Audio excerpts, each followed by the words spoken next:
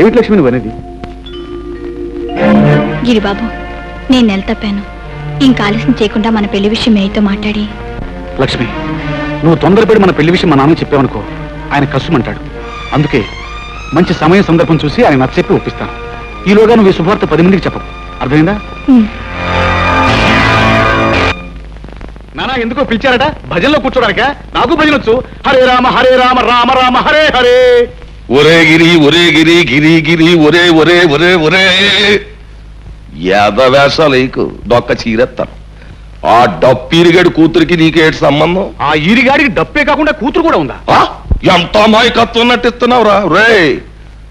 నేను నీ బాబుని ఊరికి రాయుణ్ణి, నాకు తెలకుండా దాచేయకు. అది నీ వల్ల నెల తప్పిందా లేదా? అది ఇలా వారాలు నెలలో తప్పుతుంది అనుకోలేదు. మరి ఏమనుకున్నావు? ఒకటో కళాసో రెండో కళాసో తప్పుద్ది అనుకున్నావా? రే, ఈ సంగతి ఊళ్ళో జనానికి తెలిస్తే మన పరువు ఏమైపోద్ది? మన పరువుని ప్యాన్నెళ్ళలో కలిపి మన ఇంటి ముందే చల్లి వెళ్ళిపోతారు. మరి ఇప్పుడు నేనేం చేయమంటావు? ఏం చేస్తావు? చేయవలసిందంతా చేసేసావు కదా. ఇదిగో తెల్లారగట్టే బయటెళ్ళి టౌన్లో మీ అమ్మమ్మ గారి ఇంటికి వెళ్ళిపో. ఇదిగో అవ్వడం అంతా సర్దుబాటు చేసా కౌరెడతాను. తిరిగి తగులెడదు కానీ ఊళ్ళోకి వెళ్ళు.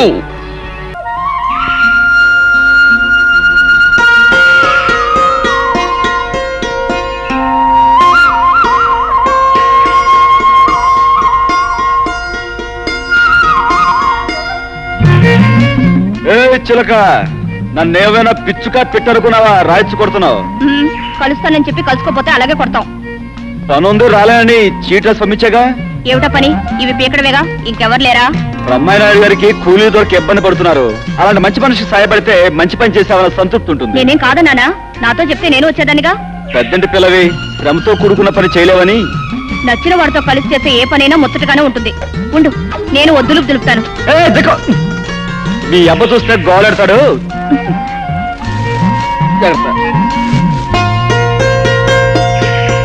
ఏమిటమ్మా పద్మ, మరీ అంత సిగ్గుపడిపోతున్నావు? వాళ్ళ అబ్బ గుర్తొచ్చుంటాడు, దాంతో ముద్ద మింగుడు పట్టలేదు కాబోలు. అదేం కాదు పిన్నమ్మా, ఇద్దరికి కలిపి ఒకే గిన్నెలో అన్నం పెడితే అప్పుడు పోటీ పడి ముద్దకు మీద ముద్దలాయించేస్తారు.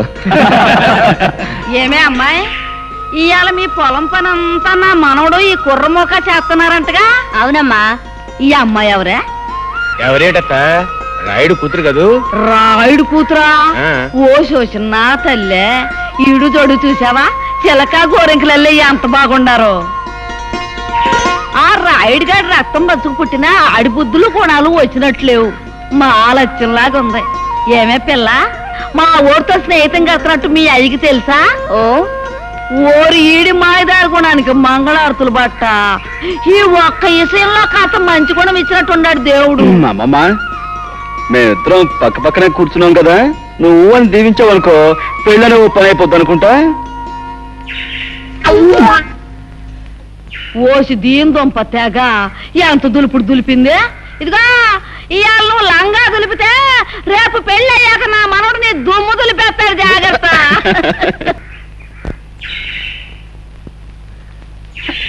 హరిబాబు, మీరు పదంట్రా. ఏమిటి లక్ష్మి అలా ఉన్నావు? చెప్పమ్మా. నేను పొరపాటు చేశాను అన్నయ్య. ఏంటమ్మా నువ్వు అనేది?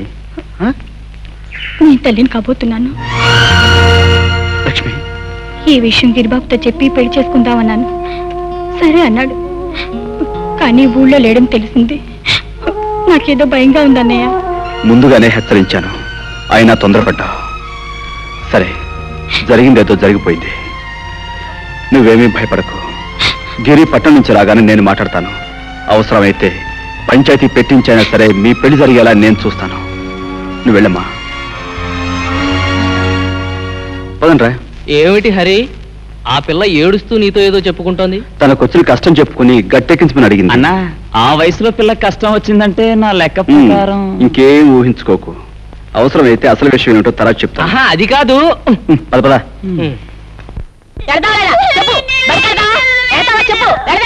అరే ఏంటమ్మా, ఎందుకు కొడుతున్నావు? చూడు బాబు, బడికి వెళ్ళి 4 అక్షరాలు నేర్చుకోరంటే తోటలమ్మట దొడ్లమ్మట తిరుగుతానంటాడు. చూడమ్మా, పసిపిల్లల్ని కొడితే వింటారా? మాటలతో నచ్చ చెప్పాలి. వీళ్ళని స్కూల్ నేను తీసుకెళ్తాను, నువ్వు ఇంటికి వెళ్ళు. అట్టాగే బాబు. బాబురా.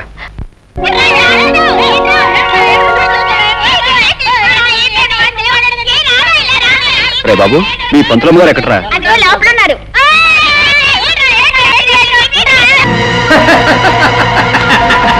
గౌరీ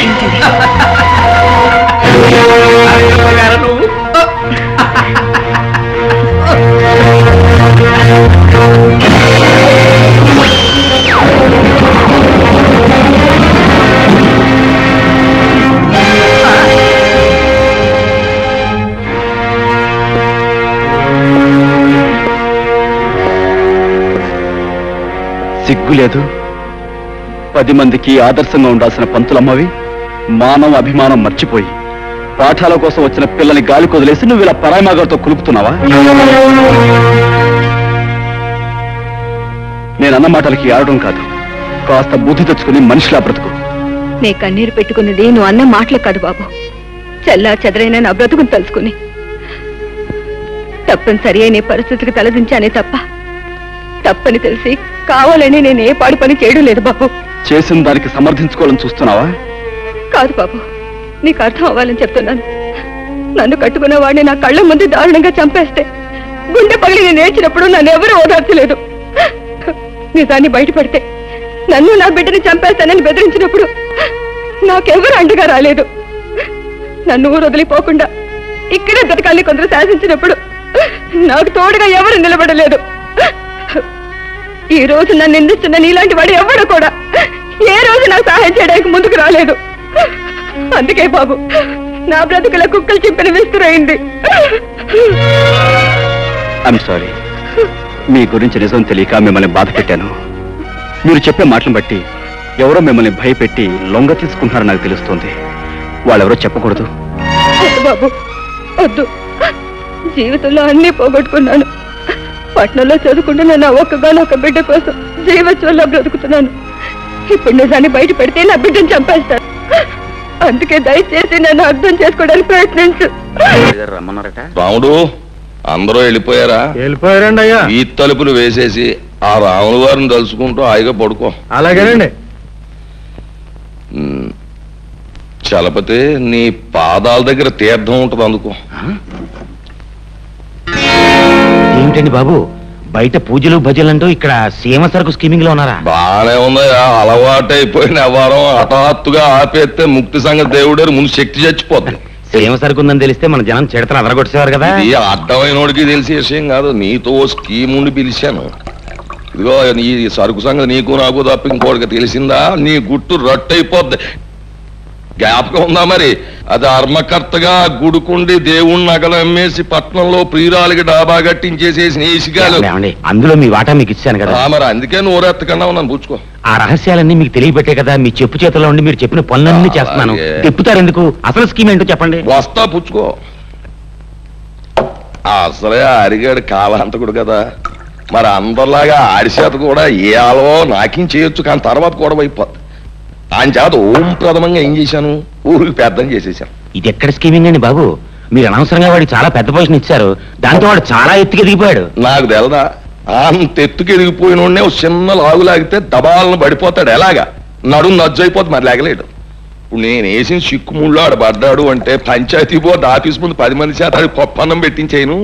అసలు ఇప్పుడు నువ్వు చేయవలసిన పని ఏంటంటే, రేపు రాబోయే శ్రీరామనవమోత్సవాలు దద్దరిల్లిపోవాలి. చుట్టుపక్కల గ్రామాలన్నీ నా భూతో నా భవిష్యత్ అని చెప్పుకోవాలి. ఆ పద్ధతిలో నువ్వు పట్నం వెళ్ళి నీ ఇన్ఫ్లుయెన్స్ వాడి అరేంజ్మెంట్స్ పకడ్బందీగా చేసి మతి పోగొట్టే అప్పుడు చూపిస్తాడు రాయుడు ఎతులేటో చిత్రాలేటో మతలబులేటో.